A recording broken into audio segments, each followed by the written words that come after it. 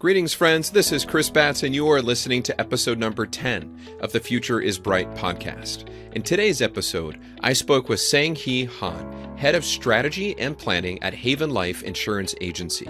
We discussed her big law years as a tax attorney and her transition to in-house at MassMutual. We discussed her Wharton MBA experience, her desire and then opportunity to work on 2 fintech mergers at MassMutual, and then land the head of an insurance tech company. Stay to the end to hear her perspectives on being playful with your career, applying creative thinking to work, the importance of taking periodic risks, and how she pursued a career in singing and acting before law school, and so much more. If you haven't already, please subscribe to this podcast and leave a review on iTunes and YouTube. A bit more about Sahang-Hee Hahn. Currently, she is the head of strategy and planning at Haven Life Insurance Agency. Before joining Haven, Sahang-Hee was the head of Flourish, a digital financial technology platform built specifically for RIAs, where she was responsible for the firm's executive direction and regulatory oversight. Sahang-Hee has 10 plus years of experience serving in strategic business and legal roles, including MassMutual's acquisitions of both Flourish and Blueprint, as well as the MetLife Premier Client Group. In 2015, she joined MassMutual as a member of the MassMutual's law department. She began her career practicing tax law at 2 leading global law firms in New York City. Sahang-Hee earned an MBA from Wharton.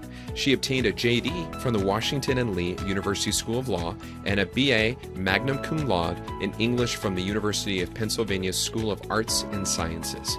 Welcome, Sahang-Hee, to the Future is Bright podcast. It's great to have you on the show. Thank you so much for having me. So, Sahang-Hee, we have a mutual friend, Mark Rolig, former GC at MassMutual. What kind of history do you have with Mark? Absolutely. So Mark Rolig, I've known for going on 7 years at this point. So he was our general counsel when I was part of MassMutual's law department, when I first made the transition from private firm counsel to in-house counsel. And then after Mark moved on into retirement, he and I have kept in touch. He's been, a mentor as well as a good friend. So, Sahang-Hee, I'd love to hear this story of what caused you to want to be an attorney and starting that professional journey for you. Yeah, absolutely. So I was one of those lawyers who knew early on that I had an interest in law, though frankly it was in litigation, not in tax law where I ended up practicing. I think back then it was kind of the drama of being in the courtroom, using a more linguistically oriented skill set, a lot of the things that make many of us choose a career in law. Yeah. And I believe you did a summer at Baker McKenzie? That's right. Yeah. Okay. And did you get other offers, or was Baker kind of the key firm that you were thinking of landing at? Sure. So Baker was my top choice. And they also are known for having a global reputation for tax. So I don't know if it was meant to be. I wasn't thinking about going into tax when I summered there, but yes, I went there with that firm as my top choice firm. That's fantastic. And so landing at Baker doing tax, was it state and local? Was it global transactional tax? What sort of tax matters were you working on? State and local tax. And it was, my practice was divided between litigation and planning matters. Oh, interesting. Okay, fun. And so you were there for a number of years, and then you moved to what was Sutherland. It's now Evershed Sutherland. Was that a recruiter phone call or a group that left? How did that happen? You know what? It actually did come through a recruiter. I received a phone call at the end of my 3rd year associate, and I remember the phone call well, actually. It was probably the first, maybe the last time in my career where someone said, "You're exactly what this firm is looking for." So Baker McKenzie has a global tax reputation. That focuses on federal, international, including state and local. Sutherland at the time was also a very entrepreneurial, very fast-growing state and local tax focused practice group. So I was happy to concentrate even further in state and local tax there. Yeah, and you're absolutely right. Getting a call like that saying you're exactly what we're looking for is a flattering thing to hear, as well as it is rare. So yeah. Yeah. So you were at that second firm, and then you got another phone call. How did that happen with you considering going in-house? And was that part of the plan for you? I wish you could say it was part of the plan to make the move that I did to MassMutual in Massachusetts in general. But, like so many things, it came up as a bit of a surprise. That being said, after having spent a few years at two large law firms, I wanted to try in-house practice to see what that would be like. The job opportunity came not through a recruiter, but through a member of my network. So another, a great plug, right, for keeping in touch with members of your professional network. A partner who I knew and worked briefly with at Baker and McKenzie had made the transition to MassMutual as well. And she called me, and I told her that, I was incredibly flattered by making the move. I did not think that a move to Western Massachusetts from Manhattan was ever going to be part of my life plan, but, she sold me on the opportunity. And then once I got to know the company, it was an easy choice to make. And you've kind of been there ever since, Western Massachusetts, correct? I've been with MassMutual ever since. That's exactly right. So geographically speaking, I did take the plunge and leave Manhattan to move to Western Massachusetts. 2.5 years, I did get a transfer to our Boston location. So I've been working in the greater Boston area ever since. Got it. Okay. So absolutely, it's a great plug to maintain that network. Absolutely essential for opportunities. Wonderful to hear that was what opened the door for you. So tell me and tell my audience about this transition from two very large law firms into in-house. Was it what you expected? So in some cases, yes, and in others, no. But I have to say, on balance, it was an incredibly positive experience for me and continues to be, right? So one thing that I would say to, the attorney who brought me over, Pia Flanagan, and who became my boss, and I'm proud to say this, was I would tell her periodically, this job is everything that you promised it would be, and then some. People think about kind of the typical things, leaving big law practice, right? Not having to bill hours, having a single client, being able to dig into the business, as opposed to, mile wide, 1 inch deep, as can sometimes happen at private firm practice when you're super specialized. As a litigator, a state and local tax litigator, that was more of the case. You just simply didn't have the time to delve into a single business the way you would as an in-house counsel. Those things all proved to be true when I went in-house. But this might be an interesting way of putting it, but I kind of analogize private firm counsel and in-house counsel to the difference from that to the other is sort of like surgical care to preventive care. In the medical context. So much of what I would do at MassMutual, and thankfully I had the clients internally that would allow me to do this, was think proactively about what I could do to improve the business. So mitigating risk, crisis management, so many of the things that are, part of a litigation or controversy practice, that would occur. But I spent much less time in administrative appeals and in court because, of course, the objective on the business side is to not get there in the first place. Yeah, that's awesome. Yeah.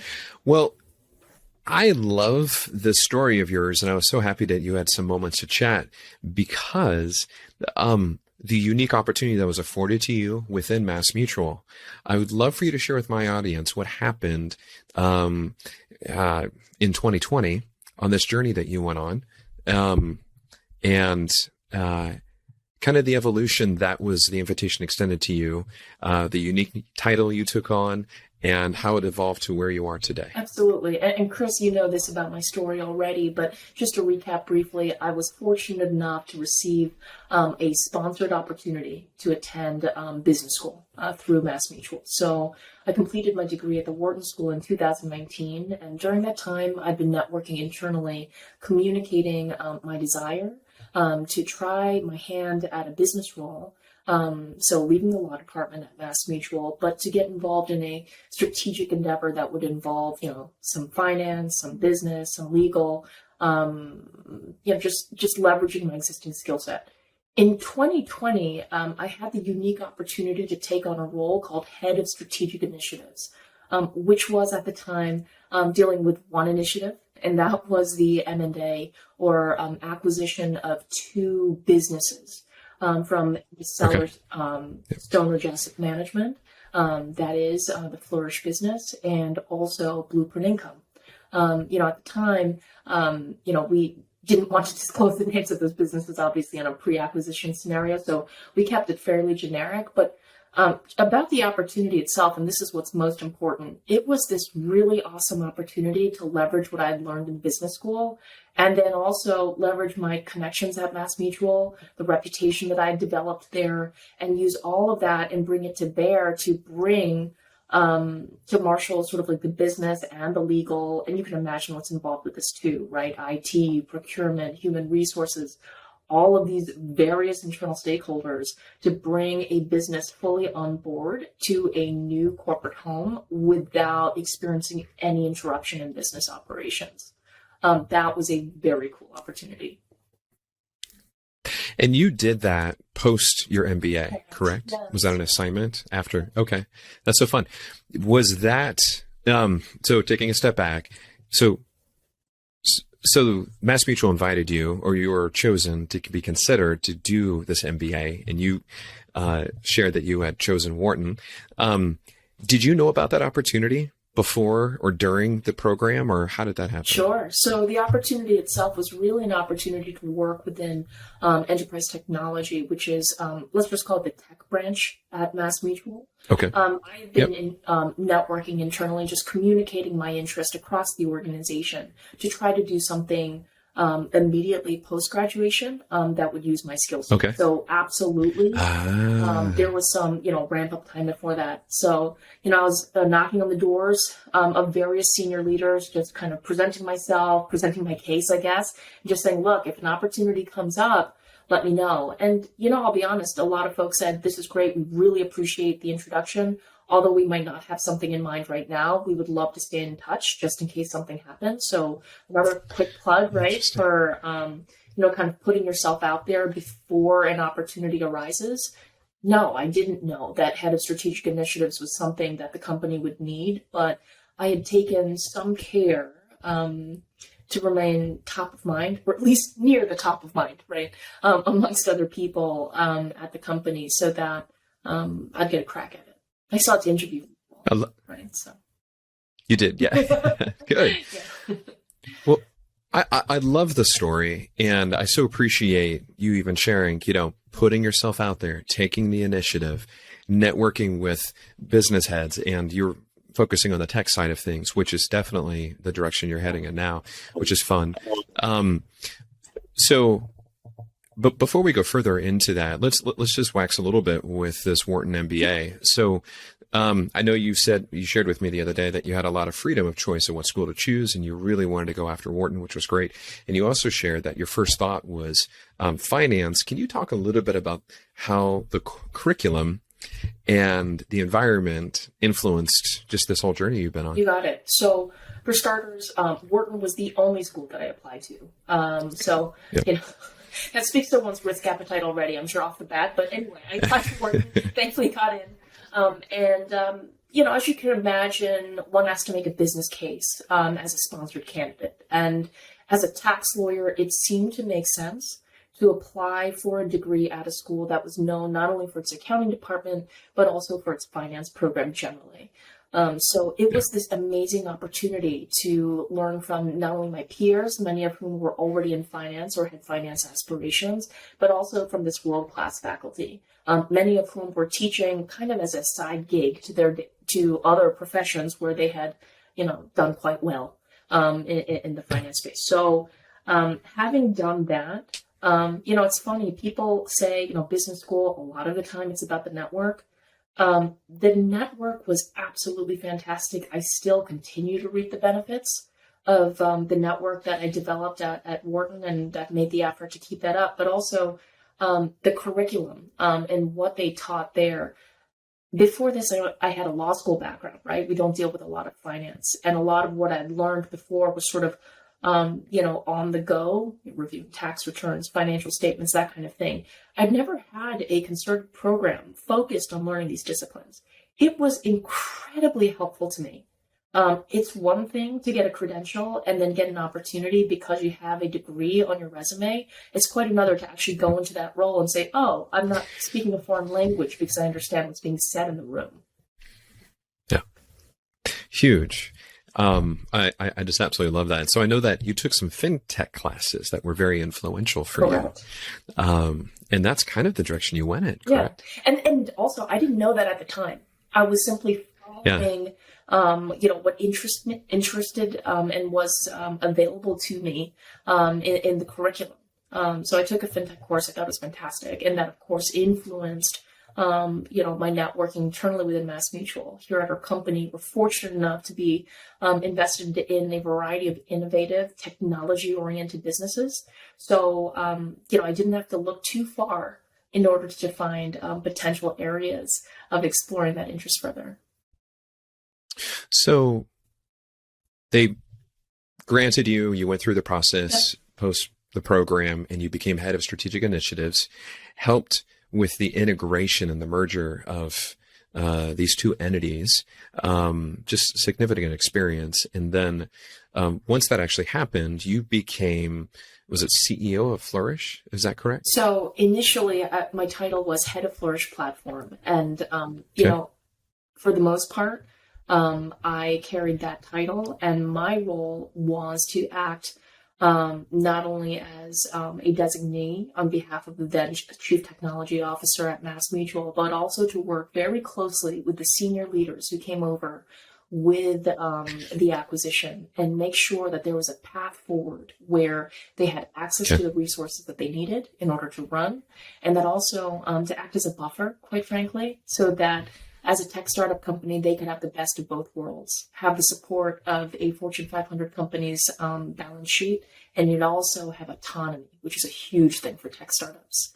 So, that's a technical matter. I did become CEO of the regulatory broker-dealer entity, but I got to be honest, this was a collaborative senior leadership effort. I worked very closely with the existing leaders who came over, and frankly, I think that was the strength that I brought as an attorney to that, being able to work with various stakeholders and treating them almost as if they were my internal clients.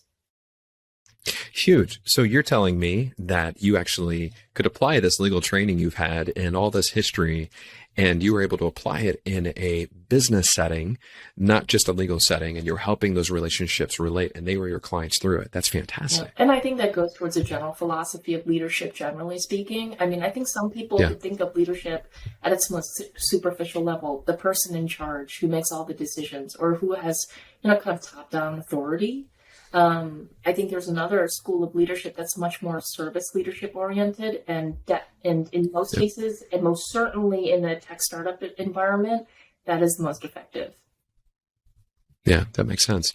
So let's talk a little bit about what you're doing right now. So you have a new exciting role, and it is a part of MassMutual. Please explain to my audience what you're up to. Absolutely. So a little while ago, I left Flourish to join Haven Life Insurance Agency as head of strategy and planning, reporting to the head of Haven Life, Mitchell Campo. Haven Life is a fully digital, direct-to-consumer digital term life insurance agency. So boiled down, it means that a consumer can go to the Haven Life website and then purchase term life insurance. We have a Haven Simple and a Haven Term product, through a fully digital process. And in the instance of our Haven Simple product, it is a fluidless application process, i.e. no medical exam. And amazing. Yeah. So definitely fashion for an increasingly, tech-enabled target market, so that they can get their term life insurance as quickly as possible. Yeah, for a very select audience, that's a very nice thing to have. That's right. And perhaps not for everyone, right? But I think in this case, Correct. our target market is the one where they know that they need life insurance coverage. Chances are, from a life event perspective, they're looking to protect their assets, right? So maybe they purchased a home or they have dependents or both, right? But they're at that stage where they're busy. There's a lot of life events going on. And yet at the same time, they're trying to be responsible and secure the necessary protection for their assets and for their family if there's ever a case for that need. So, Sahang-Hee, I want to talk a little bit about the journey that you've been on and some ways of thinking that you've had. You've shared with me something I really appreciate, which is this notion of being playful with your career. Can you elaborate a little bit about what you mean by that? Yeah, for sure. So, Chris, I think we've talked about this in the past where I mentioned that, lawyers at times can be risk averse. I don't think that's a secret, right? And there's this temptation, especially as someone coming out of law school, to want to map out the next 5, 10, 20 years of your career, right? And the play in the joints is which firm, or when am I going to make that transition to in-house, or when I make partner, right? What I found is that when you're really open to the opportunities that are available to you, for instance, I didn't know I was going to get an MBA. And in fact, when Mark Rolig suggested that I consider getting the degree, I was initially hesitant. But then I thought about it and I thought, gosh, what a wonderful opportunity. I have to jump at this and just see where it goes. And then similarly, I acquired an interest in fintech in business school. I played the hand that I was dealt, right? So I networked internally and then waited for the right opportunity to come up. And there were a few that came that I did not think were the right fit, right? So it's a matter of being selective too, knowing when to take your risks. But when the right opportunity is there, why not? And I wish I could take credit for that quotation. It actually comes from a mentor of mine who said that to me, but I was like, gosh, that is awesome. And, we're at a point where we can take a couple of risks with our career and then probably be more enriched as a result for that. Yeah. Thank you. Let's talk about some other career themes for you. So you had shared with me this desire to apply creativity and creative thinking to what you're doing. Explain to me where that came from, why. I know some of this is tied back to your dad and your family, so would love to hear. Yeah, for sure. So it's definitely embedded in my family. I was born in Korea, came over here at a young age. My family came with me. And my father, he began... he's in the medical profession. He's a psychiatrist today, also a medical researcher. But he was able to continue the career that he had begun in Korea without, taking too many steps, backward, which sometimes can happen when you repatriate. He was able to identify a new research methodology in the field that he specializes in. So it was by being creative and by being inventive, he was able to take this new research method to University of Penn where he practiced. And one thing that he said to me when I was in school was, Sahang-Hee, you can always try to compete and be the best, but then you always have to work to stay the best, and it's exhausting. Isn't it much better to be the first? That's tough to compete with. So he said, whenever you can find a way to innovate, when you can find a way to be first, that is much easier to get to where you want to go. He also then said, and he said this years later, he said, better than being first, being the only person who can provide something. That is really the most safeguarded position. So here's a man who's never been to business school, but he's talking about, first mover advantage and monopoly and all of this. But I think the general principle stuck with me, and I found it quite useful over time. I can see how. Yeah. That's wonderful. Yeah, and Chris, you can see just like in my background here, I've got a picture of Billie Holiday, a picture of my father actually on my left too. But so big creative influences in my life. I was actually I pursued professional singing and acting for 1 year before going to law school. So clearly I'm ready. I'm willing to take on some risk at least every few years or so and do something completely, out in left field. But it's definitely made my career more exciting. So I'm so glad you brought up that fun little fact. Please explain to my audience just even a little bit about that willingness, that desire. You even mentioned that you shot for a record deal. I mean, That's right. that's amazing. That's so fun. That's got to be formative to do that before you go to law school and just in your life. It was in more ways than one, Chris. I mean, I think any lawyer can relate to this, but I knew I wanted to go to law school, and I didn't decide until maybe March of the year before I enrolled. December of the year prior to enrollment that I wanted to do this record. So I had 9 months to complete the demo that I eventually put together. That is a grueling schedule, but it definitely teaches you and I was working as a paralegal at the time. So it definitely teaches you how to plan, right, and meet deadlines for sure. But it was a passion project. It was something that I'd always wanted to do. Frankly, the performing arts was right next to my interest in litigation going through college. I thought at the time that it would make me a better courtroom lawyer. In the end, I ended up just falling in love with music and acting for its own sake and wanted to take some time to pursue it. So it's all intertwined. So, I mean, are we talking like Broadway? Are we talking classical? Yeah, that's right. K-pop? I mean... Yeah. So, fair questions, all of them. So I grew up in the greater Philly area, and there was just a wealth of musical talent. So I did everything from, jazz. I did some pop. I did gospel.